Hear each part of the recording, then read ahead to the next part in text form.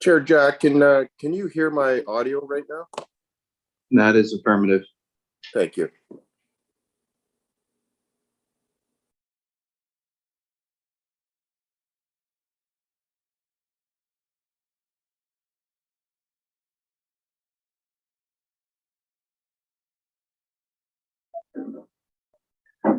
Pretty close to starting here.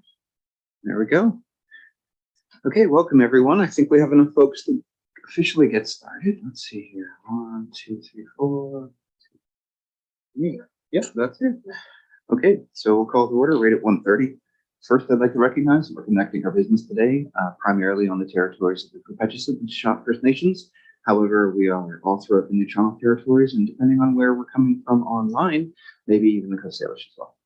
With that, before we get started into any real business, I'll note that we're conducting our meeting today in a hybrid format. So we do have some individuals online, as you can see, as well as we have both staff and members of the board in the boardroom here. So in addition to myself, we have Vice Chair and Director John McNabb, Director Penny Cody, Director Rodner, and Director Roberts. We also have Daniel, Wendy, Mike, Alex, and Heather here from staff, and we have folks online who may hop on or hop off depending on whether or not they're here for the whole period or not. So with that as well, I would note that we do have the Day for Truth and Reconciliation coming up, and this is somewhat important to the Alberni-Quipert Regional District. The staff have been wearing orange shirts every Friday since last week. And so that's just in observance of what's going to be coming up. I believe that this is something that may occur as well at the UBCM.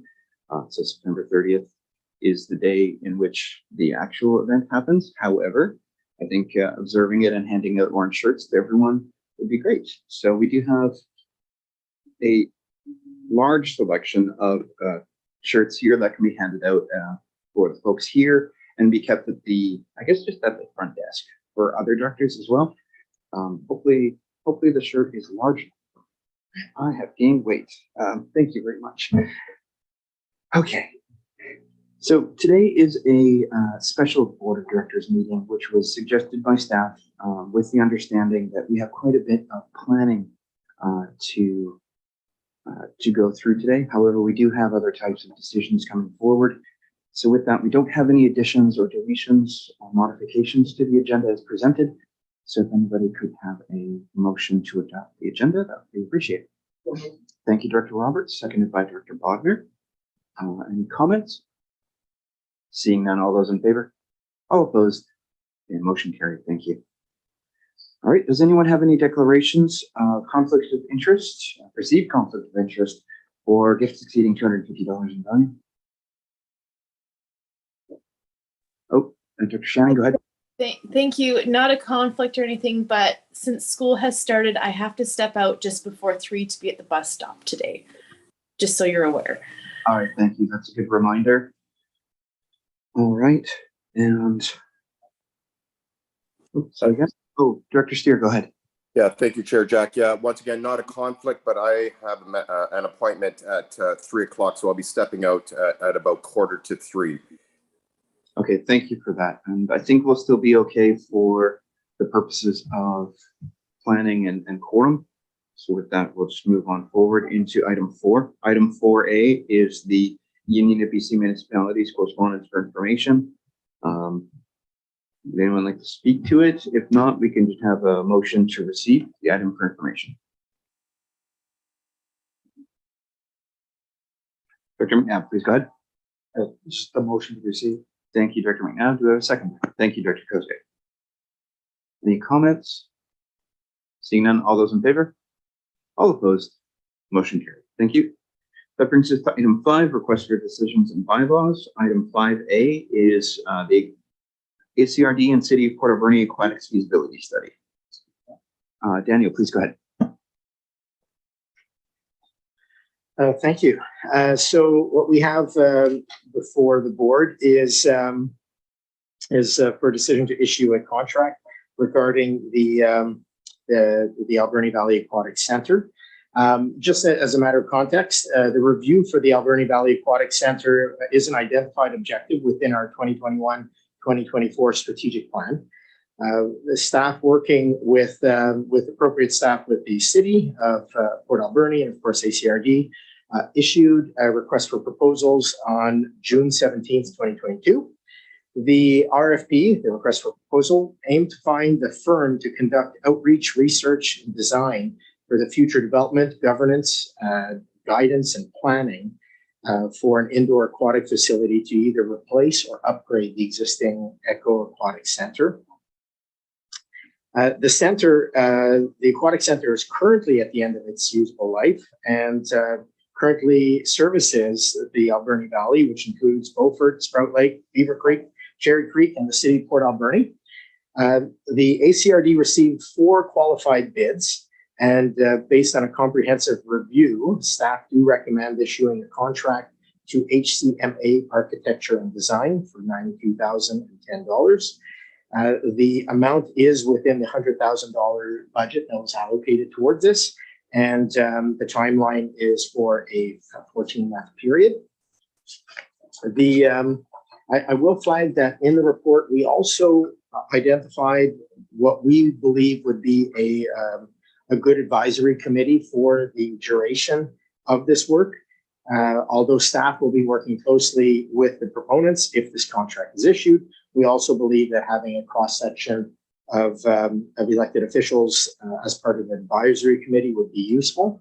The report does identify the ACRD chairperson, and this is a recommendation, but also recommends the mayor or delegated member of council from the city, the director for Area B, Beaufort, the director for Area D, Sprout Lake, the director for Area E, Beaver Creek, and the director for Area F, Cherry Creek. And discussions with appropriate staff, we also felt that it would be good to expand that to make sure that we're including the Tashot First Nation, Kupachesset First Nation that are also serviced by this facility. If there's any questions, I'll be happy to answer. Thank you. Director Bonner, go ahead. Thank you. What happens after the 12 to 14-month term if things are not all cohesive and all the goals met at that time? Does that mean there has to be another study done and more money involved? Through the chair, hopefully we get everything done. And the point of the advisory committee and the staff committee as well is that we'd be monitoring the steps as we move forward. There is a tremendous amount of outreach that is meant to be part of this initiative. So it is possible that we experience some delays, but at the end, the intent would be to have a comprehensive discussion with the community, with the board, with the city and our local First Nations to be able to articulate a vision that we could either implement or choose not to implement, and also a governance structure, because I know that has been a debate going on, and so we want to make sure that those two issues are up for discussion. We can't come to a preconceived conclusion. All we can do is say that we will do all the work leading up to it so that we can discuss each one of those key areas and be in a position where if the community chooses to make a decision, they're in a position to do so in a well-informed way. If that decision is to not proceed, that is also a decision. So, yeah. Okay, the reason I asked it was a little apprehensive because in 2011, that the aquatic feasibility study was no longer relevant. So that was a lot of money. Didn't go anywhere. Through the chair, it was at the time. I wasn't here to speak to that, but certainly in reviewing the documents that were there, we felt that the information was no longer pertinent to today's day and age where we're going. So these studies do have a shelf life, and so what we would aim to do is have all the discussions we can possibly have around this, and come to a decision based on that information. And if the decision is to move forward with the concept, then the information will be usable and pertinent. The estimates will be good for that use.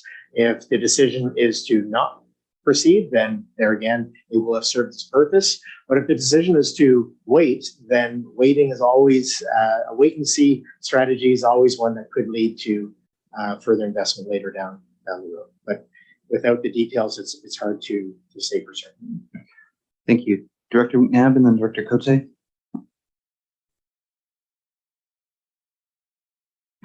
I'm wondering where this requisition has come from. We don't have a service for this function, so just don't know where it's come from. Terry, you want to? For sure, yeah.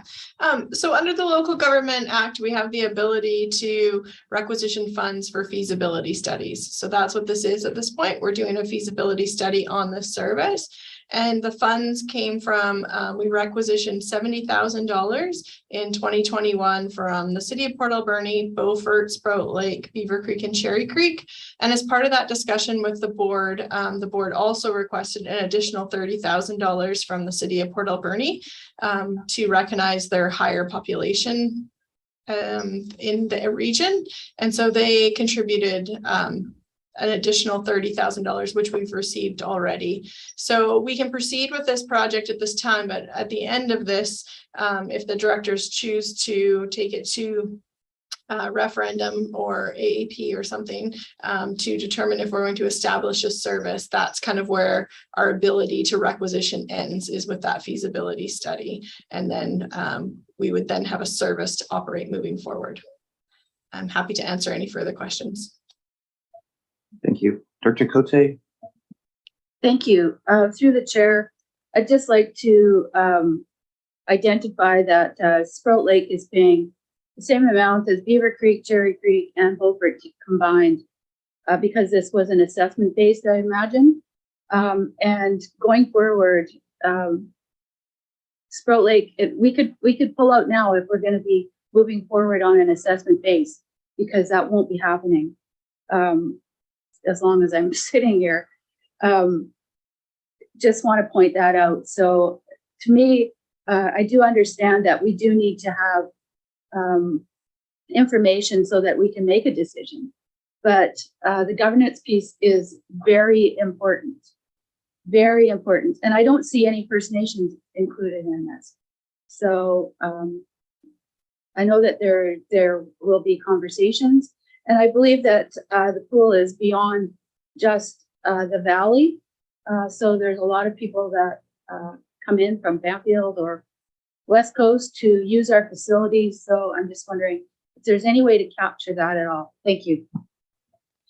I believe the Hupetchis and Tashada mentioned in the advisory committee, but until they're full members of the board, it would be difficult to include them, although finding other methods for payment may be possible.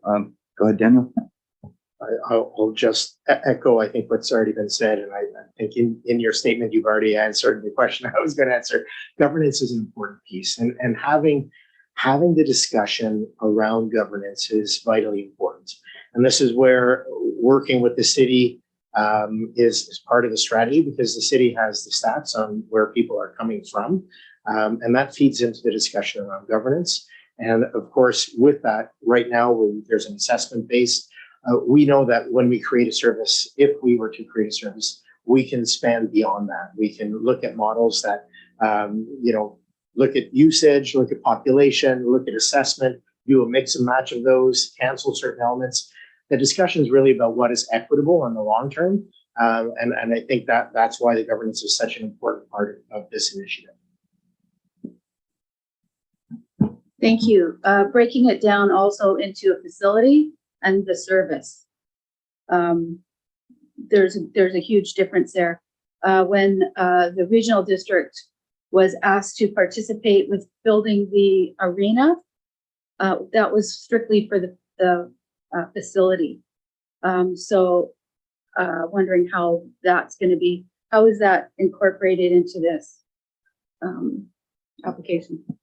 So the application does consider both, and that's where the governance overlaps into the service itself. When we talk about the governance, we talk about the collection and the usage and how people would pay in. In some cases, people will pay at the door sort of thing in terms of walking in, just based on what we feel the numbers are. My preference is always to build a model that can grow. So if there are parties that are so small today that it doesn't make sense to tie them into a governance model where there's a standard collection. Building an agreement where we can actually add that in future years or as populations grow will be important. But there again, all I can say is that each one of these areas is going to be a matter for discussion, and we'll be able to speak to each as an individual block so that we know what we're mixing and matching and how we're assembling or what we're assembling. Yeah, and I think depending on the stats involved, the West Coast is currently in discussion about their own potentially cooler rink kind of scenario. So we'll have more information in regards to that in the future, plus whatever info might be coming from the city and in their collection data for ECHO. Director McNabb? So I still haven't witnessed any willingness in Beaver Creek to initiate a new service, although there is a great deal of support for the aquatic center itself. So, I mean, I think these discussions absolutely have to take place, and I'm glad to see, member equity as far as having the regional areas up front. When we did the arena, it was done on a parcel tax, and it was also we modified the I don't even know what column it is, but it's a recreational contribution from the rural areas. And Beaver Creek is currently paying the largest amount of that, and I guess that's fair because we're the largest rural population. So all of these things have to be discussed, and this is the type of forum to do it and sort all of that out. So I would move that the Albany-Clay Park Regional District Board of Directors award the aquatics feasibility study contract to HCMA Architecture and Design in the amount of $92,010, excluding GST, over a 12 to 14 month term commencing November the 1st, 2020. And further, the two together. I thought it was commencing and further. That the ACRD Board of Directors authorize the CAO to negotiate and execute the ACRD Aquatics Feasibility Study contract on behalf of the regional district. Thank you. Thank you, Director Cote. All right, any comments? All right, unrelated, but I think, Director McNabb, if you can try the other microphone, you're kind of weirdly off center. So I think there's something wrong. Could you try the other microphone and then just speak into it and see if it centers okay?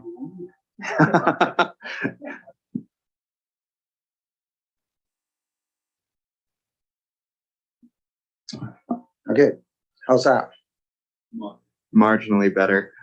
Okay, there's something wrong with it. It's just my old voice. It doesn't get better. Okay. Nope. No further comments? Okay, seeing none. All those in favor?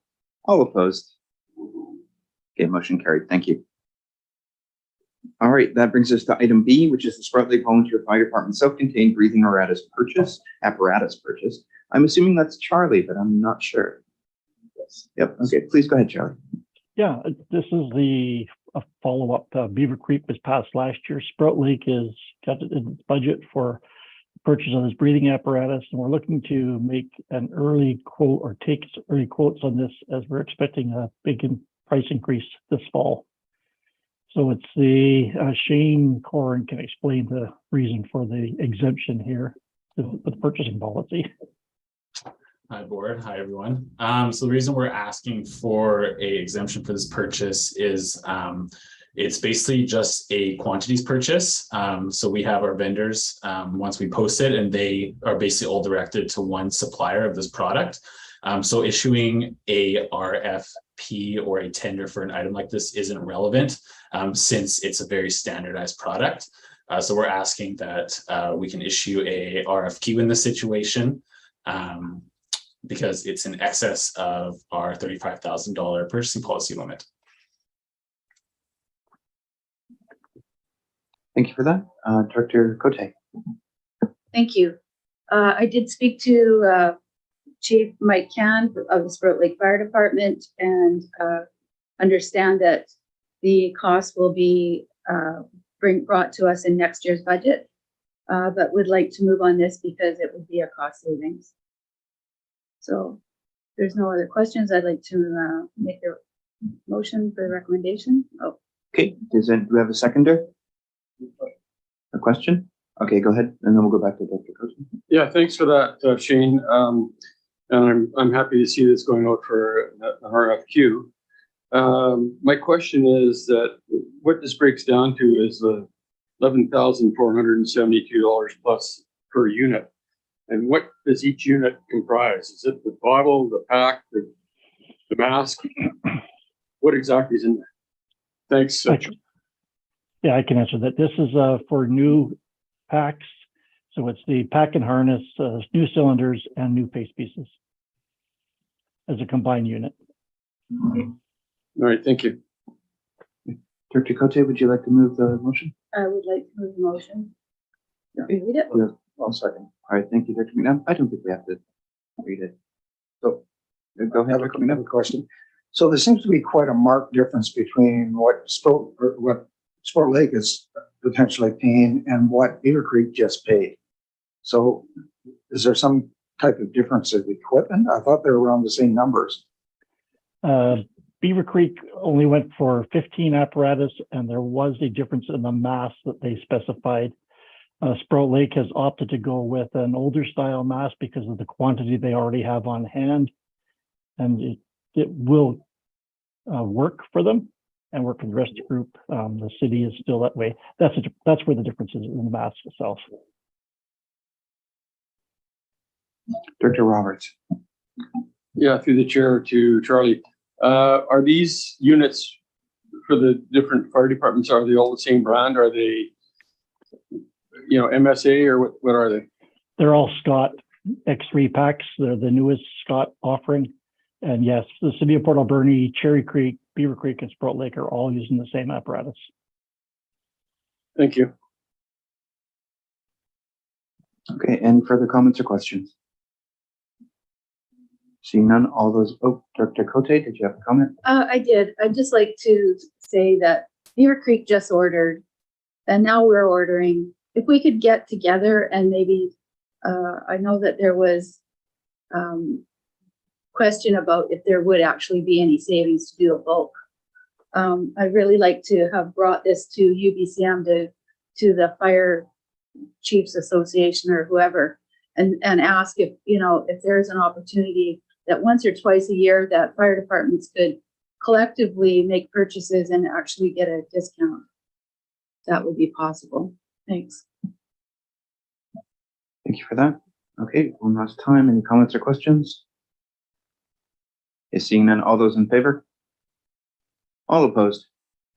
The motion carried. Thank you.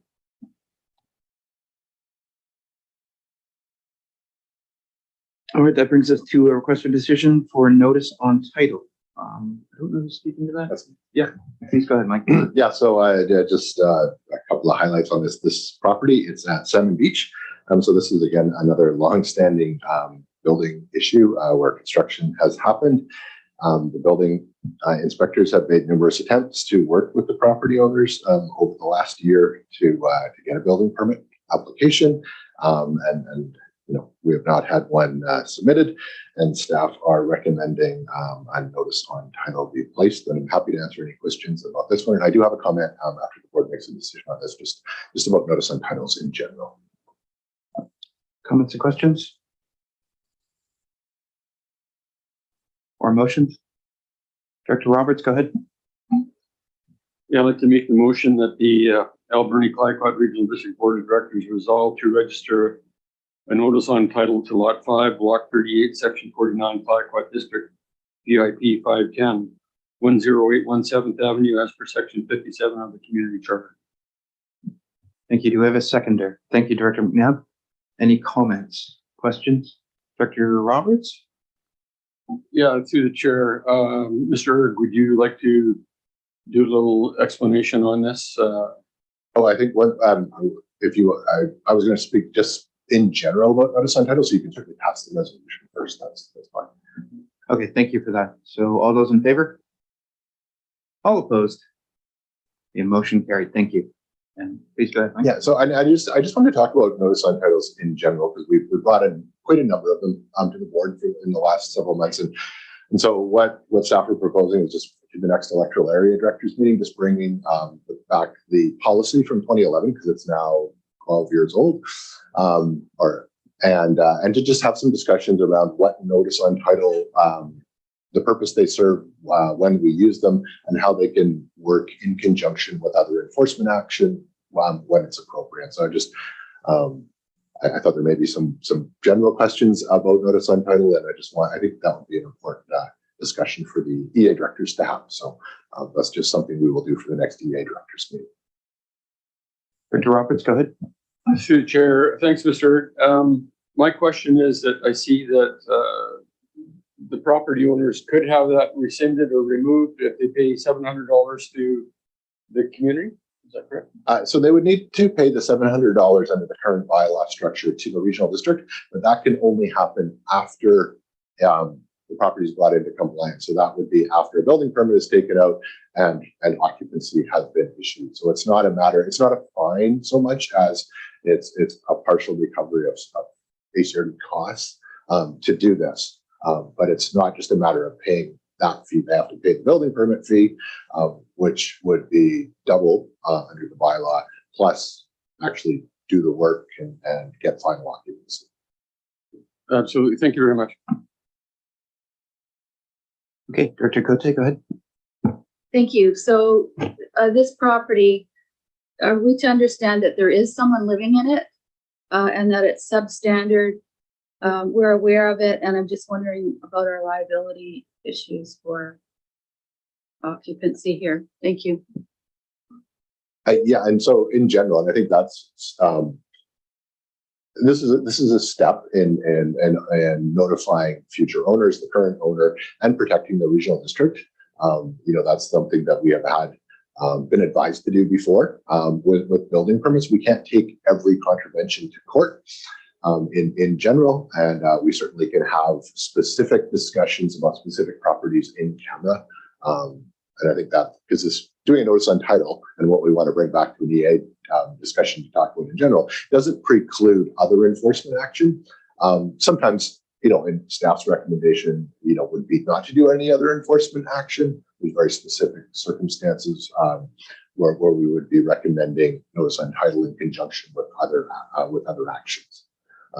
But in a lot of this, the purpose of this, the primary purpose, is to protect the liability for the regional district. Okay, thank you for that. Any further comments? Seeing none. All those in favor?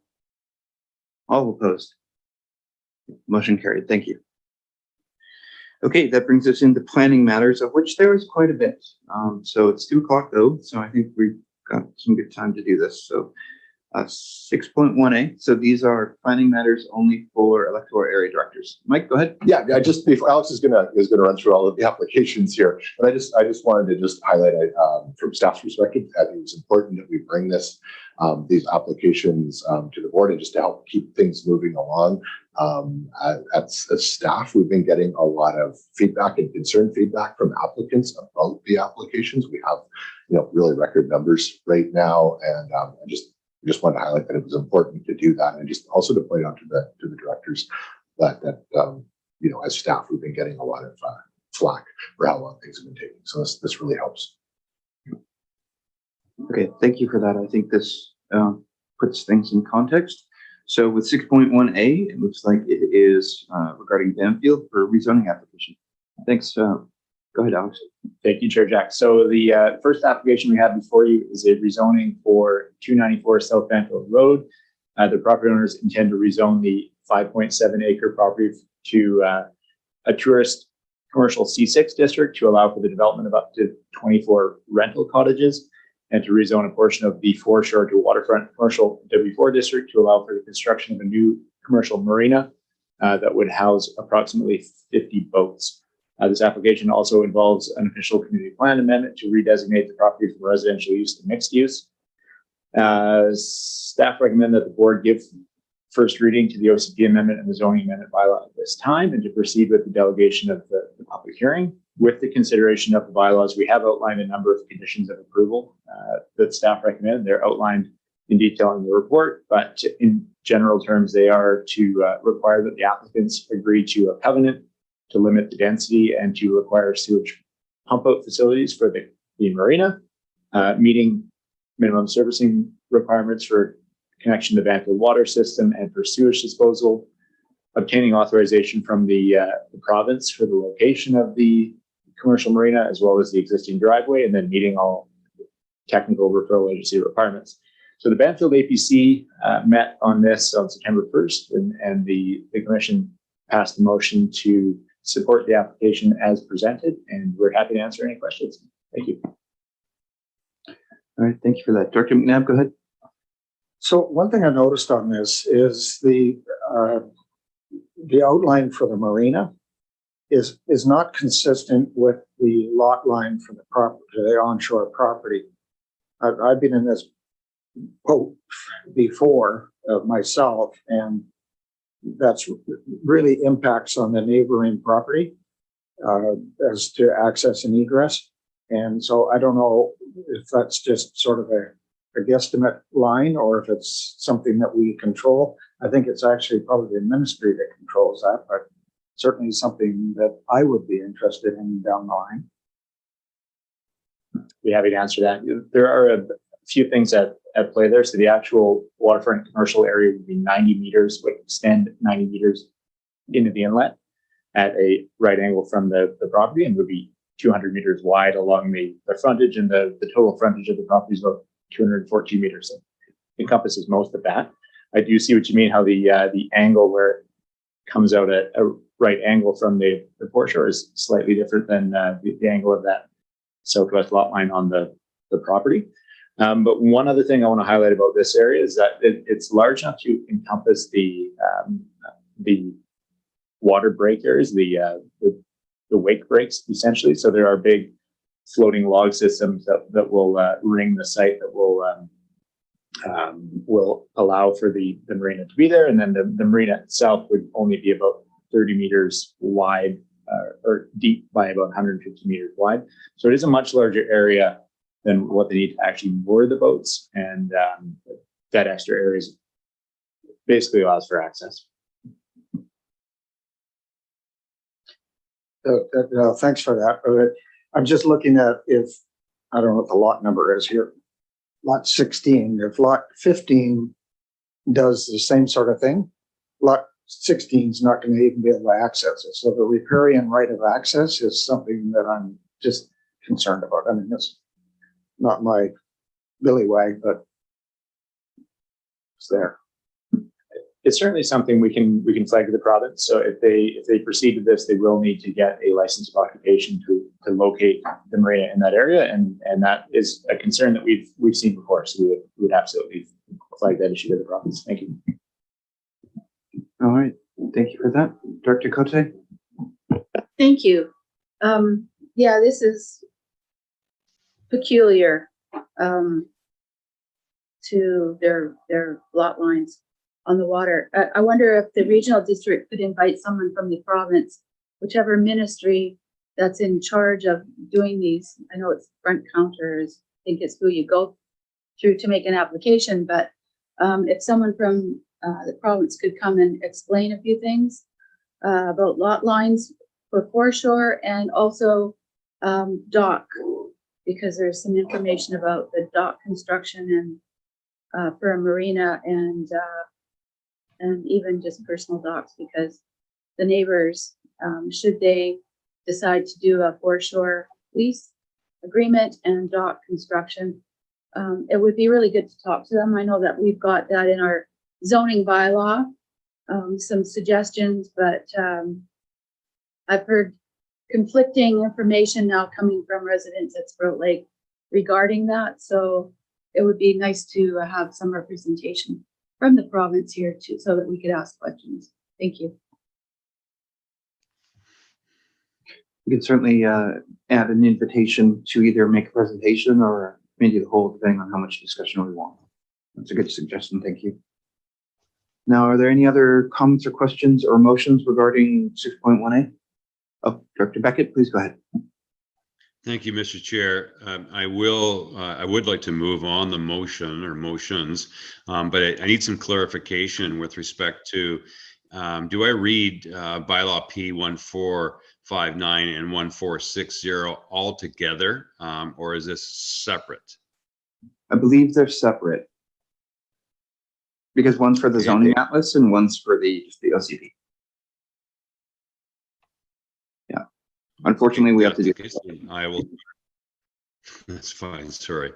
If that's the case, I will start with the first motion, the bylaw P1459, Banfield Official Community Plan Amendment Bylaw, be read a first time. Thank you. Do we have a seconder? Oh, Director Roberts, thank you. Great. Any comments? Seeing none, all those in favor? All opposed? Okay, motion carried. Thank you. Director Beckett, go ahead. Mr. Chair, the second motion that that bylaw P1460 Regional District of Alberni-Clayoquot Zoning Atlas Amendment Bylaw be read a first time.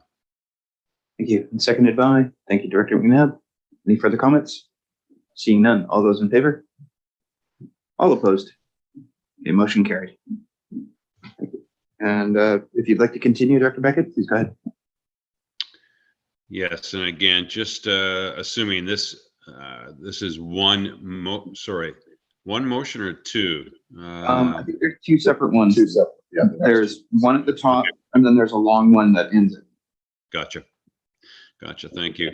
So the next motion is that the public hearing for bylaws P1459 and P1460 be delegated to the director for electoral area A, the alternate director, or the chairperson of the regional district. Do we have a seconder? Thank you, Director Cote. Any further comments? Seeing none, all those in favor? All opposed? The motion carried. And the final motion then, Mr. Chair, is that the board of directors confirm the adoption of bylaws P1459 and P1460 is subject to the applicant agreeing to a restrictive covenant limiting the development to a maximum of 1 clubhouse and 24 cottages, and requiring that sewage pump out facilities be included at the commercial marina, confirmation of capability to accommodate on-site sewage disposal for 1 clubhouse and up to 24 cabins, or confirmation of the ability to connect to community sewer, meeting all servicing requirements for connection to the Banfield water system, applicant acquiring authorization from the province of British Columbia to allow for the proposed commercial moorage facility and continued use of existing driveway through Crown land, and meeting technical referral agency requirements. thank you. Seconded by Director Roberts. Any further comment? Director Shannon, go ahead. Thank you. I just have a question on this motion between points A and B. How just wondering why we're using cottages and cabins like interchangeably. Is there a reason for that? Someone's from the prairies and someone's from Ontario. Yeah, no, absolutely. That's a mistake on our part, and that's intended to say cottages for both, but essentially they can be used interchangeably in our zoning bylaw. And Ontario wins. Any further comments? Seeing none, all those in favor? All opposed? Okay. Motion carried. Thank you. All right, that brings us to item B, which is a rezoning application also in Banfield. Please go ahead, Alan. Okay, thank you. So the next application is for property at 275 Banfield Boardwalk on the west side of Banfield. The applicants intend to rezone a portion of this property to cottage residential RC1 district to allow for the development up to 4 cottages on the upland west half of the property. The Banfield OCP already supports this use on that portion of the property, and staff highlight that there are existing commercial lodge and restaurant facilities located on the waterfront half of the property as well. At their September 1st meeting, the Banfield Advisory Planning Commission passed a motion to support this application as presented, and staff recommend that the board give the bylaw first reading and proceed with the public hearing and confirm the conditions of approval outlined in the report. Thank you. Director Beckett, please go ahead. Thank you, sir. I'd like to make the first motion that bylaw P1453 be Regional District of Alberni-Clayoquot zoning atlas amendment bylaw be read a first time. Thank you. Do I have a seconder? Thank you, Director Cote. Comments? Seeing none, all those in favor? All opposed? The motion carried. Thank you. Please go ahead. Next motion, that the public hearing for bylaw P1453 be delegated to the Director for Electoral Area A, the alternate director, or the chairperson of the regional district. Thank you for the second. Director Roberts, comments? Seeing none, all those in favor? All opposed?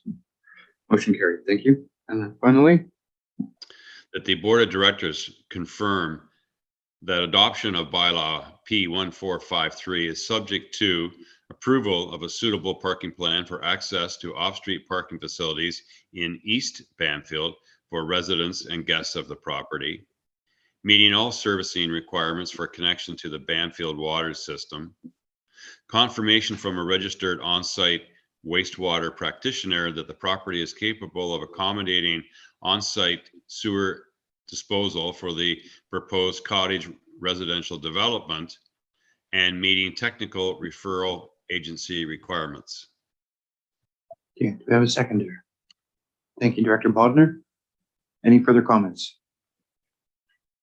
Okay, seeing none, all those in favor? All opposed? Motion carried. Thank you. That brings us to item C, which appears to be a variance permit for Beaufort. Please go ahead, Alex. Yes, thank you. This is a development variance application for the property located at 9175 Bain Road in Beaufort area. The variance would reduce the watercourse setback from 100 feet to 50 feet to allow for the construction of a proposed farm building on the property. Planning staff recommend that the board proceed with the neighbor notification process to gather input on this application, and also highlight that the Beaufort Advisory Planning Commission met on August 11th, where they supported the application. Happy to answer any questions. Director Shannon, go ahead. Thank you. I'm happy to move the motion that the Board of Directors consider issuing development variance permit DVB 22004, subject to neighboring properties being notified as per Local Government Act S 499. Thank you. Do we have a seconder? Thank you, Director Roberts. Question, Director McNabb, go ahead. So is there any capability to kind of strengthen the perimeter drains around this building to make sure that anything flowing from the farm building doesn't end up in the watercourse? We can certainly work with the building inspector on the review of the building permit to ensure that there's no effluent that would be emanating from the site. I will highlight that their intention is to mainly store farm equipment and implements, as well as hay, I believe. So it's not like a livestock building or something like that. But having said that, the building permit application process gives the time to deal with those types of issues. So thank you for that. Thank you. Yeah, go ahead. Yeah, I think something we have to recognize that properties change hands, purposes change when properties change hands. So our only time to react is at the beginning, down the road. Yeah, and I do want to note with this application that under the proposed new zoning bylaw, the setback from the creek would be 50 feet, and this applicant had actually waited a while before submitting it, and then just with the time it was taking with the zoning bylaw, he submitted the variance application. So with a lot of smaller streams, we've recognized and through consultation with the province that this is an appropriate 50 feet is an appropriate setback for buildings from this type of stream. Okay, thank you. Any further comments or questions? Seeing none, all those in favor? All opposed? The motion carried. Thank you. All right, that brings us to item D, a rezoning application, once again for Beaufort. Please go ahead, Alex. Thank you, Chair Jack. This is another rezoning application in Beaufort area. This one is for a property located at 8102 Welland Road, which is just off the west side of Cameron Road. Applicants intend to rezone to a new acreage cottage residential ARC1 district, which will allow for the construction of up to 4 cottages on the non-ALR portion of the about 16.6 acre property. The Beaufort APC considered this application at the meeting on August 11th, where they supported it. The cottage use is supported by the policies in the Beaufort Official Community Plan, and new ARC1 zone aligns with the 5-acre minimum lot size that's supported in the OCP as well. The recommended conditions of approval outlined in the report include the confirmation of on-site water and on-site sewer servicing for the proposed 4 cottages. And at this point, staff recommend that the board proceed with first reading of the bylaws and advance to the public hearing process. Thank you. Thank you for that. Any comments or questions? Director McNabb, Director Roberts, and then Director Shannon. So the road, Willem Road, has some history on this room. So I'm wondering, is ministry involved in discussions with regards to upgrade on that due to this application? Yes, the Ministry of Transportation will be referred on the application ahead of the public hearing. They'll have a chance to comment on whether any upgrades or improvements to access on the road will be required. Okay, Director Roberts. Through the chair, I noticed that in this application, under the information that's supplied, that this property is under fire protection from the Beaver Creek Volunteer Fire Department. Yet the previous application is not. Is there any reason behind that? Yes, this property is within a fire protection service area that, even though it's located in Beaufort, it does have fire protection from the Beaver Creek Fire Department. Not all areas of Beaufort have that capability. This property actually borders the electoral area boundary of Beaver Creek. Okay, thank you for that. We have 2 fire extinguishers at the end of the road. Okay, Dr. Shannon. Thank you. I have a question before I'm prepared to read out all the recommendations. On page 68, where it has the proposed ARC1 district versus the A2 district existing, it has setbacks there, and proposed is from the front, rear, and side 40, 30, and 15 feet. But then now I've lost it.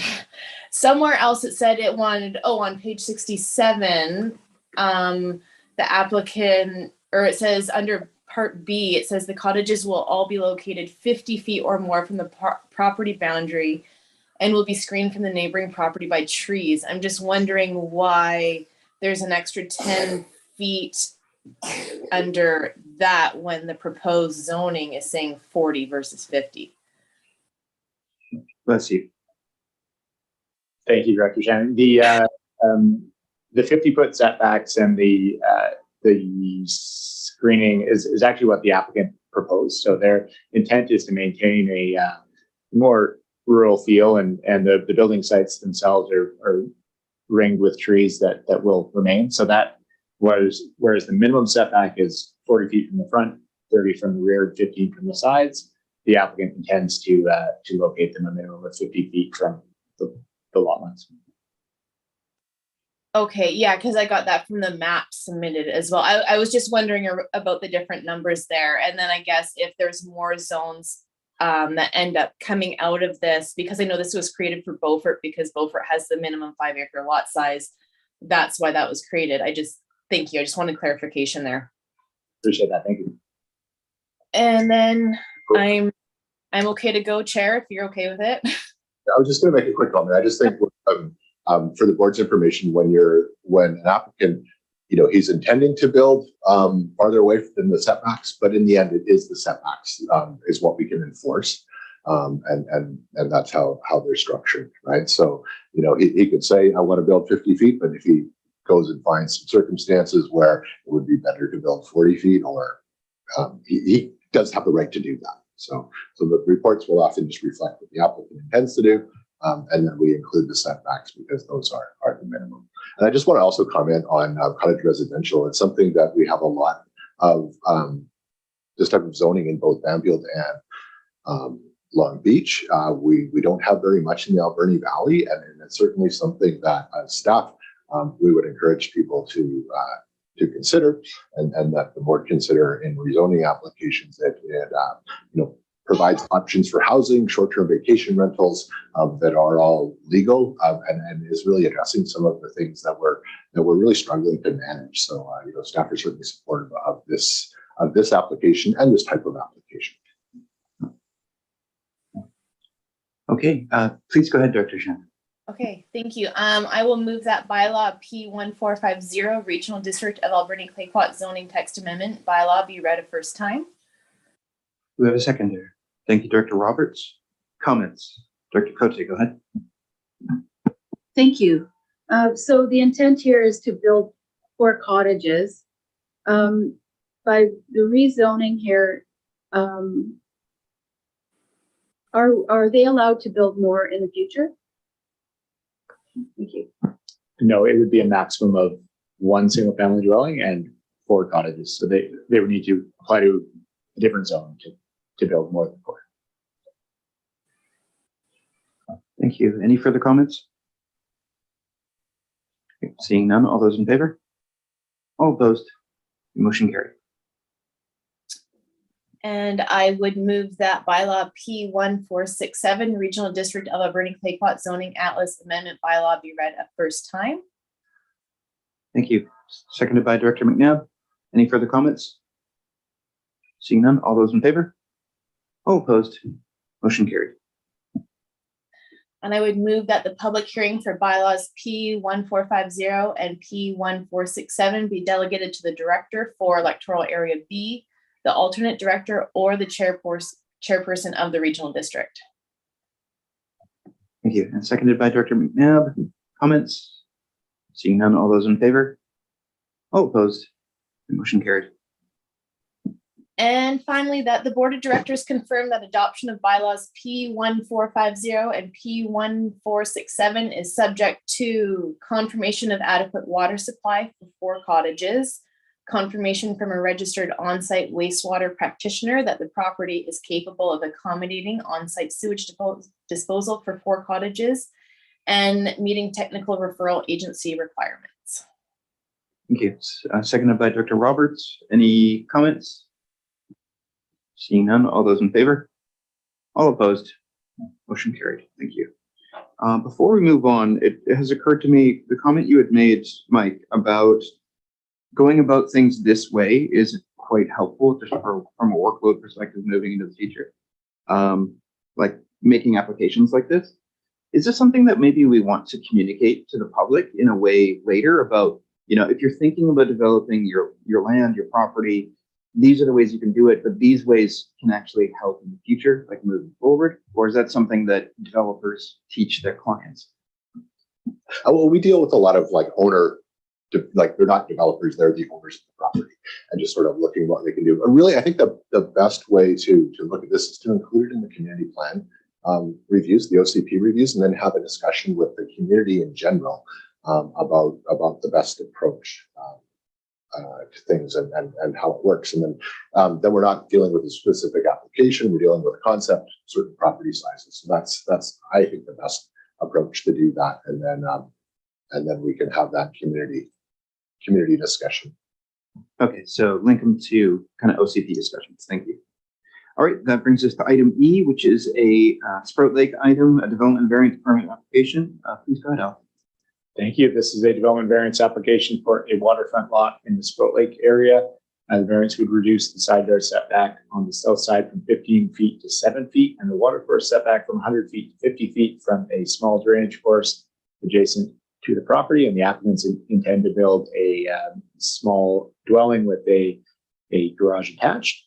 The Sprout Lake APC discussed this application on August 15th with members present supporting the staff recommendation. And at this point, staff recommend that the board proceed with the variance and advance to the neighbor notification process. Thank you. Thank you. Just want to mention that there's poor attendance by Sprout Lake APC in recent days, only 2 members. So a couple of people did send in comments, but all in favor of this application, so I would move that the board of directors consider issuing development variance permit DVD 22005, subject to neighboring properties being notified as per Local Government Act 499. Thank you. Do I have a seconder? Thank you, Director McNabb. Any further comments? Go ahead. So my comment with regards to the Downfield marina setup, this property is a pretty good example of that lot line extension and moorage. If you look at the ortho map, the picture, overhead picture of it, so that's the kind of thing that I think we need to make sure it doesn't happen. Okay, I have those. Page. It's on page 90. Oh, the landscape one. Okay, yeah. Huh. Okay, any further comments? Seeing none, all those in favor? All opposed? Motion carried. Director Cote, further comment? Yeah, sorry, thank you. So this goes to neighboring properties. If there's any objection, will it come back to this board? Thank you. Yes, we'll prepare the neighbor notifications, mail it out to all residents and property owners within 100 meters, and then any correspondence we receive will be presented before the board when you make your final decision. All right, next we have a rezoning application for Beaver Creek. Go ahead. Thank you. Moving on to Beaver Creek in our tour of the regional district. This property is a rezoning for 6287 Lamarck Road in the Beaver Creek area. The applicants intend to rezone the 2.2 acre property to acreage residential RA3 district to allow for subdivision to a 0.6 acre minimum density, which is supported in the Beaver Creek official community plan. The applicants have submitted a report from a wastewater professional already that confirms that on-site sewage disposal capability is at the site for that density. And the Beaver Creek APC met and supported this application at the meeting in July. At this point, staff recommend that the board proceed with first reading of the bylaw and delegate a public hearing to gather input on this zoning amendment. Happy to answer any questions. Thank you. Go ahead, Director Cab. I would move that bylaw P1463 Regional District of Alberni Claycourt Zoning Atlas Amendment bylaw be read for a first time. You have a seconder. Thank you, Director Cote. Any comments? See none. All those in favor? Motion carried. I'd move that the public hearing for bylaw P1463 be delegated to the Director of Electoral Area E, the alternate director, or the chairperson of the regional district. Thank you, Director Roberts. Comments? Seeing none. All those in favor? All opposed? I saw it. Motion carried. And I would move that the board of directors confirm that adoption of bylaw P1463 is subject to the meeting technical referral agency requirements. Thank you. Seconded by. Thank you, Director Cote. Any comments? Seeing none. All those in favor? All opposed? Motion carried. Thank you very much. Next up, we have item G, which is also Beaver Creek rezoning application. Go ahead, Alex. Okay, this is another rezoning for a property at 6535 Plested Road in the Beaver Creek area. Applicants intend to rezone this 1.3 acre property to RA3 district in order to subdivide the property roughly in half. Now, the Beaver Creek OCP again supports the 0.6 acre minimum lot size in that residential use designation. The rezoning application was reviewed by the APC in July, where they supported the application as presented. There was some discussion at the APC about the allowable building envelope on the site, recognizing the creek and the ravine that dissect the northwest half of the property. A building setback map has been included in the package and attached to the staff report for you, and it shows a limited building envelope is available at the site for 2 single-family dwellings, and also highlights that a potential future reduction in line of watercourse setback in the updated zoning bylaw, as Mike has mentioned earlier, from 30 meters down to 15 meters from a minor watercourse would result in greater flexibility in building on parcels such as this. And of course, a development permit application and a file use report would be required for any at the subdivision stage to look at mitigating any negative impact on the riparian area. So at this point, staff recommend that the board proceed with first reading and proceed with delegating the public hearing. Thank you. Director Bodnar, go ahead. Oh, please use your mic. The question is that there used to be a horse trail that went from Lothian to Old Hested, and there is quite a ravine there. In fact, that particular creek has just had a bridge built there from Old Hested Park. And I know that that water can get quite high. So if they're planning to put two sites on there, is there actually going to be room enough for sewage? That's a great Running observation. into the creek. Yes, absolutely. So the on page 109 of the agenda, there is a map that shows topography and the setback from the creek. So there is a limited envelope on the property to develop that. But having said that, there is the ability to locate septic infrastructure within the front yard as long as you meet the minimum requirements laid out by Island Health. And we will be looking to a registered on-site wastewater practitioner to design a system that meets the Island Health regulations at the building permit stage. But I do know that most of that development, both the buildings and the septic infrastructure, is going to be focused on that southeast portion of the property that's away from the bank. Yes, because the creek cuts in about a third of the back of that property, so it would be monitored.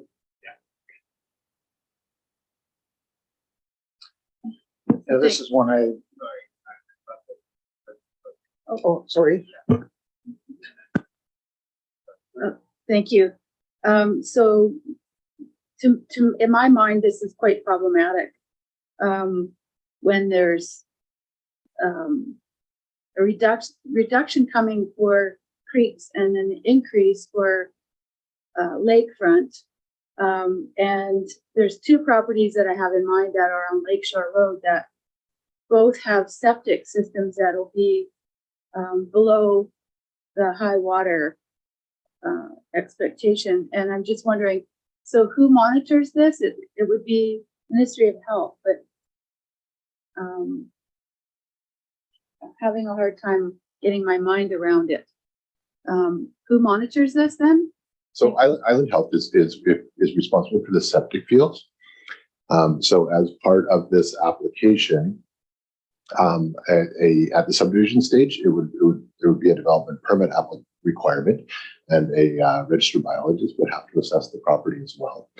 Before public hearing, we would require the applicant to provide a letter from a wastewater practitioner confirming that there is a suitable areas for the septic field, and that it can be constructed on site.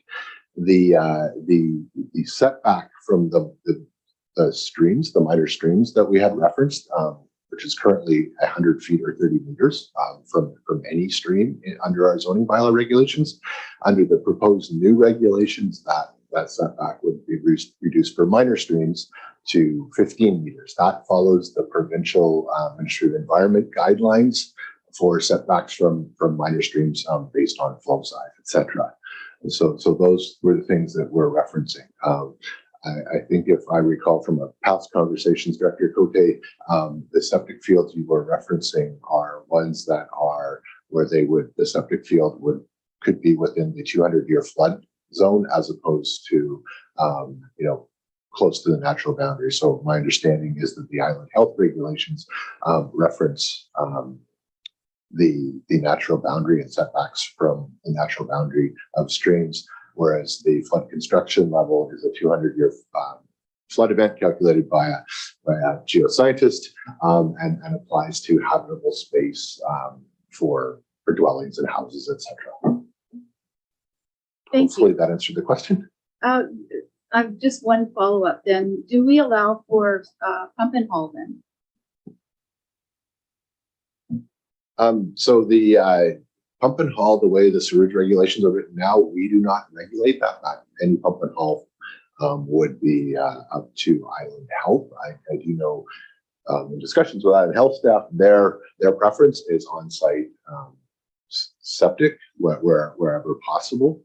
And again, through our rezoning applications, that's why one of the requirements is confirmation from a wastewater practitioner that there's a suitable site for septic, right? So that we're not in situations where there's a pump and haul or we don't want to be recommending that the property be rezoned if it's not capable of meeting the SWRF regulations.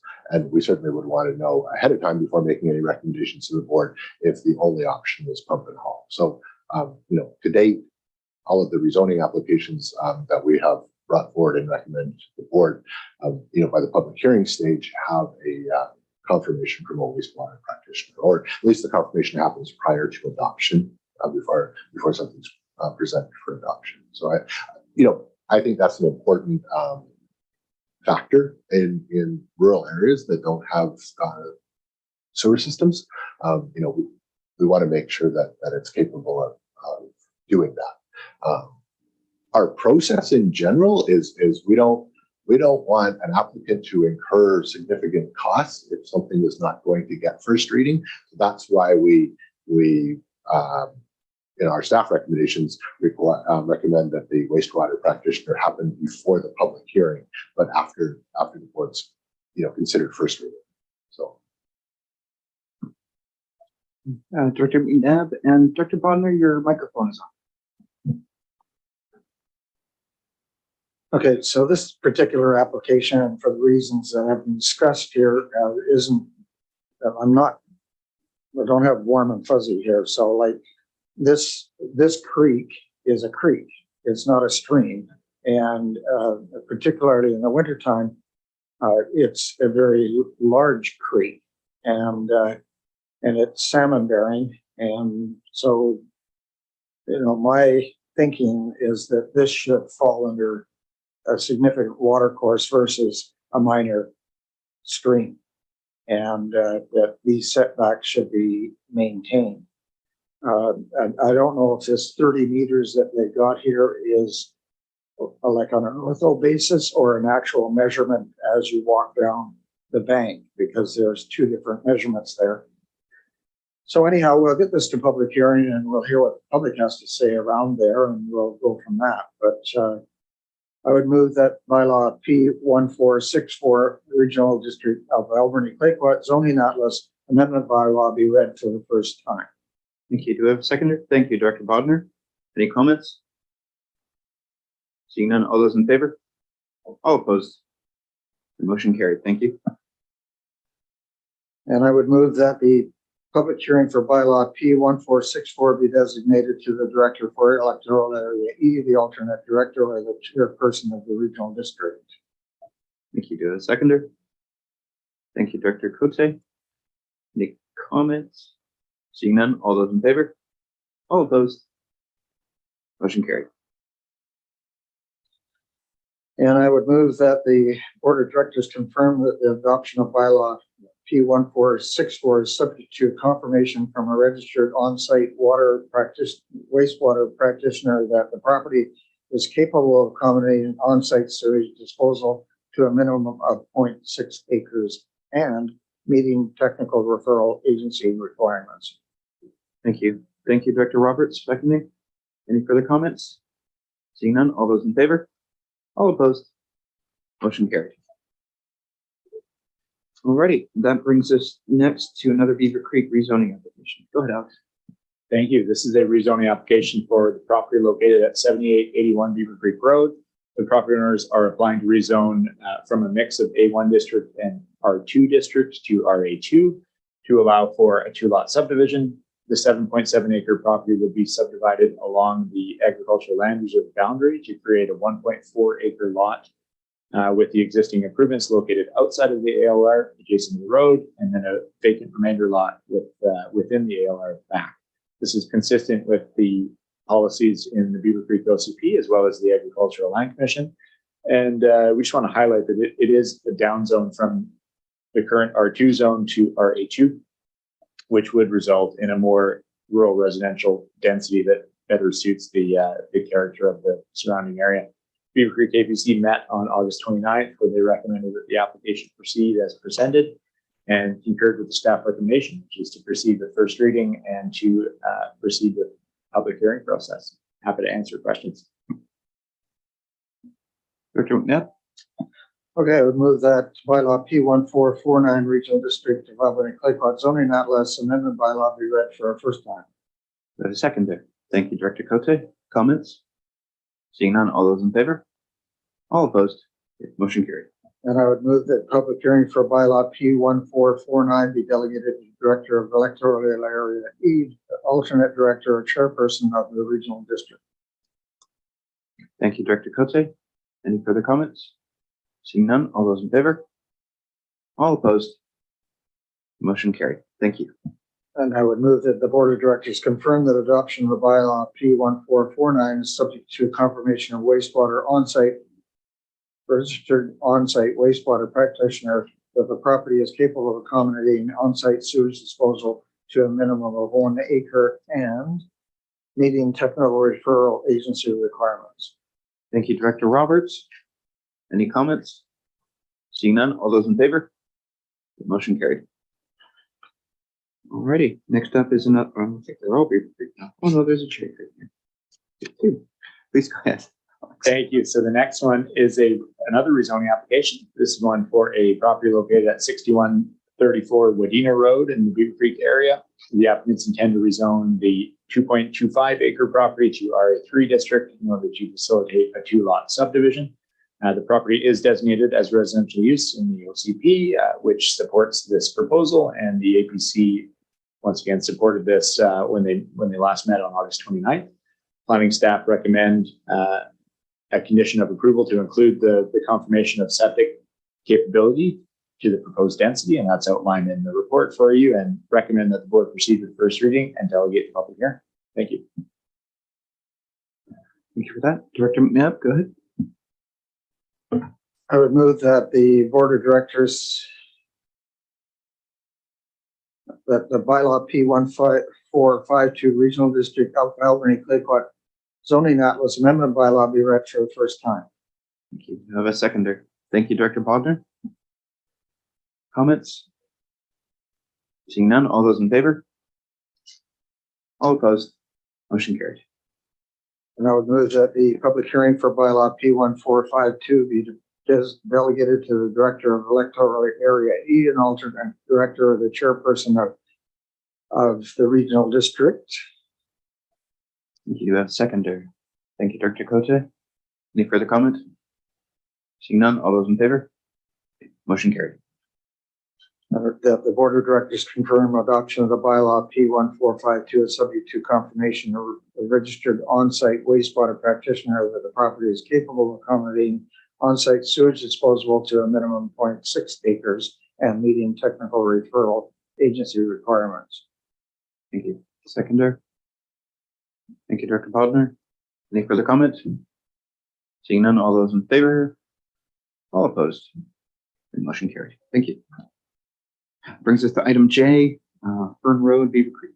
Go ahead, Alex. Thank you. One last Beaver Creek application. This is a rezoning for a 1.9 acre property located at 6222 Fern Road, which is off the west side of Lamarck Road. The applicants intend to rezone the property to RA3 district to allow for a 2-lot subdivision. Residential density, once again, with this application is supported in the Beaver Creek OCP, and the APC did support this application when they met on the 29th.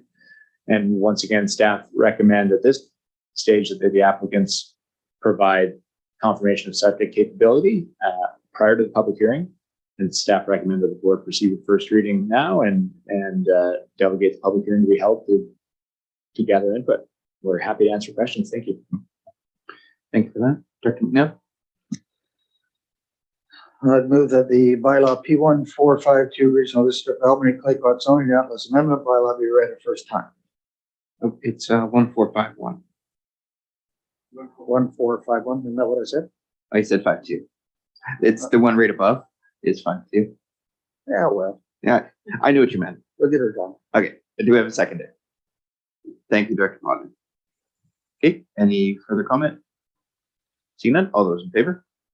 All opposed? Yeah, motion carried. I'd move that the public hearing for bylaw P1451 be delegated to the Director of Electoral Area E and alternate director or the chairperson of the regional district. Thank you, seconder. Thank you, Director Roberts. Further comment? Seeing none, all those in favor? All opposed? Motion carried. And I move that the board of directors confirm that adoption of bylaw P1451 is subject to confirmation of registered on-site wastewater practitioner that the property is capable of accommodating on-site sewage disposal to a minimum of 0.6 acres and meeting technical referral agency requirements. Thank you. Do you have a seconder? Thank you, Director Shannon. Okay. All those in favor? All opposed? Motion carried. Alrighty, that brings us to item K, which is an item for Cherry Creek, another rezoning application. Please go ahead. Thank you. This is a rezoning application for the Timber Lodge RV campground, the property, which is located at 2404 Timber Lane Road, adjacent to the Alberni Highway in Cherry Creek area. The property owners are applying to rezone a portion of the property from tourist commercial C6 district to campground commercial C8 district in order to accommodate an expansion of the campground area while also retaining the existing hotel and restaurant uses currently located at the site. The board received the public hearing report for this application that gave third reading of the bylaw back in November 2021. Since that time, the applicants have been working to satisfy the conditions of rezoning approval that are outlined here in the report for you. And the applicants, in staff's opinion, have now satisfied the conditions of approval, and staff recommend that the board proceed with adopting bylaw P1434. Thank you. Director Bodner? I think I've just had a clarification if I can. I noticed that the wording in there, there's wording of RV campground and commercial campground and tourist commercial district. Can you tell me the difference between these campgrounds, and does it have anything to do with the occupancy? And if it does, how is it monitored? So the zone itself is called Campground Commercial Zone. The reference to an RV campground is the name of the facility. Essentially, that's what they call themselves. So that zoning allows for both short-term transient tourist-focused accommodation as well as long-term accommodation for people, using it as an option for seasonal housing and so on. We understand that the majority of this site is used by longer-term renters, and they do maintain certain sites that are intended for short-term tourists. So the zoning allows for both. There's no mechanism for the regional district to monitor that within our zoning, and we can't create a zone that would specify one for the other. Okay. I'm just wondering how some of that differentiated from another campground that was no longer there, because there was checking out where it was, that campground was used longer than a certain length of time. So where we've had properties where we've issued a temporary use permit, which allows for a campground under specified conditions, and under a temporary use permit, we can apply, or the regional district can apply additional conditions of use that we can't necessarily do in zoning. So that would be one of the differences between the TUP with specific conditions versus the C8 zone, which just allows for commercial campground. Thank you. Thank you. Dr. Roberts, go ahead. So in this particular instance, where we've got a combination of transient and people living there permanently, what is the requirement with regards to fire separation and that sort of thing? Yeah, that's a great question. So when we, ahead of the public hearing process, we did refer this to the Cherry Creek Fire Department, and they provided a response that highlighted in general that density and access are concerns for firefighting. So with the development permit application, which we have as a condition of this rezoning and would follow if the board proceeds with adopting the rezoning to address these issues, we've included a minimum separation distance of 5 meters between RVs located within the campground, and also a requirement that the campground manages and maintains the access roads and the internal access roads and the access points to the public roads to meet the minimum servicing requirements the fire department. So we're happy to work with the fire department in the implementation of that development permit and make sure that they have the capability to get in there and fight a fire in the worst case, but provide emergency response to the property. Absolutely. I believe that this property is also gated. Is that correct? There is a gate, yep. So there are two access points. There's an in and out road basically, and there's a gate at both sides that is activated by guests or by emergency responders. It is my understanding that the gate is typically left open, but there is the ability for emergency responders to have access to that if they need to. Thank you for that. Any further comment? Seeing none, Dr. Bodnar, do you want to? Oh, microphone. I'd like to move that bylaw P1434, Regional District of Alberni Quayquat Zoning Atlas Amendment bylaw be adopted. Do we have a second there? Thank you, Director Roberts. Any further comment? Seeing none, all those in favor? All opposed? Okay, motion carried. Thank you. And finally, item L, Timberlane Road, Cherry Creek. Please go ahead. Thank you. So this is the development permit application for the same property that I was just referencing. It is associated with the rezoning application for the Timber Launch RV and campground.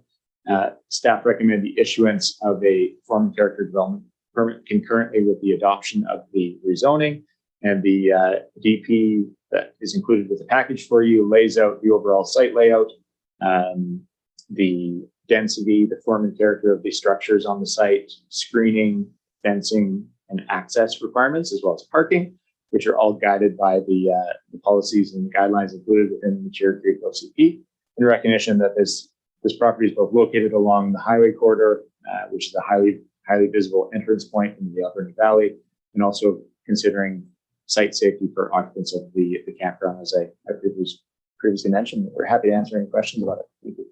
Dr. Cote. Thank you. Through the chair, looking at the map on page, I don't know what page it is, 158, I think. The map looks like there's units outside of the area. I'm just wondering if they're on the neighboring property or part of this application. Yeah, it does appear that some of those buildings, and actually two of the RVs, at least two of the RVs are located on the neighboring property. We'll highlight that the neighboring property is owned by the same people in conjunction with the operation of the entire resort.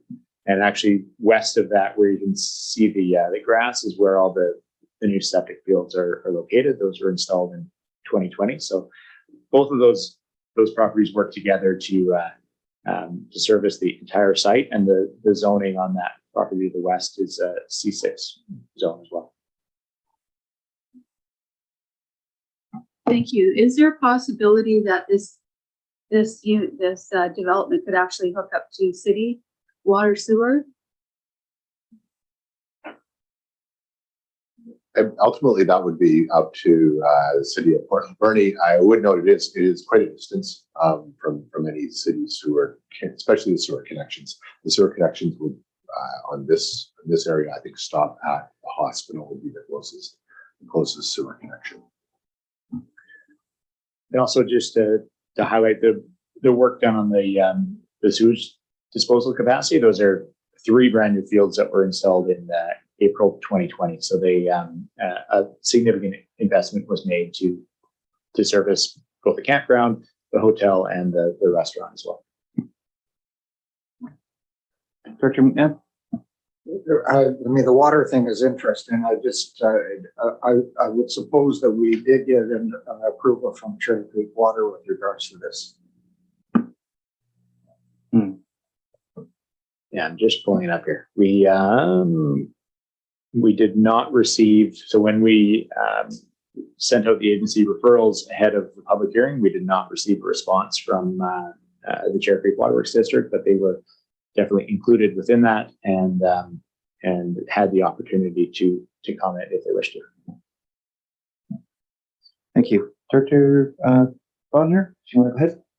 I'd like to move that the Board of Directors issue development permit DPF 21022 Thank you. Seconded by Director Roberts. Any further comments? Seeing none, all those in favor? All opposed? Motion carried. Thank you. I do not believe we have any late business. Do we have any questions? So we all received an email with regards to a levy that is the cell phone companies are taking on their service bill of 50 cents with regards to provision of 911 to phone service.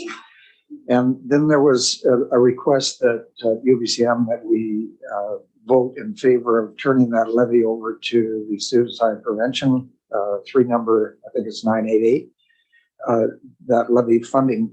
That is problematic with our contract with 911 and TELUS particularly.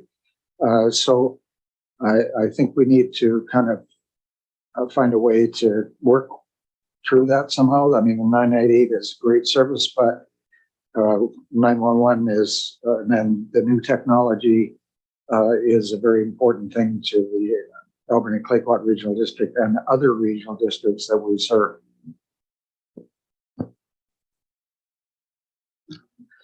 No, I just given a heads up there because there's a required vote at UBCM, and that I'm not, like, even if I don't get to stand up and talk about it at the meeting, it's important. So that it just really, that money needs to be spent as it was designated, which is for next gen 911. Yeah, it seems like that could get misconstrued if we don't communicate that clearly. So I think maybe we should have a discussion on Monday or something. Yeah, no, that's for sure. And there is a letter of clarification coming from North Island 911. Hopefully it'll get to us before that. Thank you for that. Okay, Wendy, do we have any comments or questions? No, Mr. Chair, no questions or comments from the public respecting the meeting today. All right, thank you very much. And with that, Director Shannon, would you like to move to adjourn? Yes, please. I gotta go get to the bus stop. We have a second there. All right, thank you, everyone. Director Johnson. All those in favor? All opposed? Motion carried. All right, thank you, everyone. And yeah. Can I just jump in? I can't make UBCM, so I just want to say everybody have fun, have a productive convention, and we'll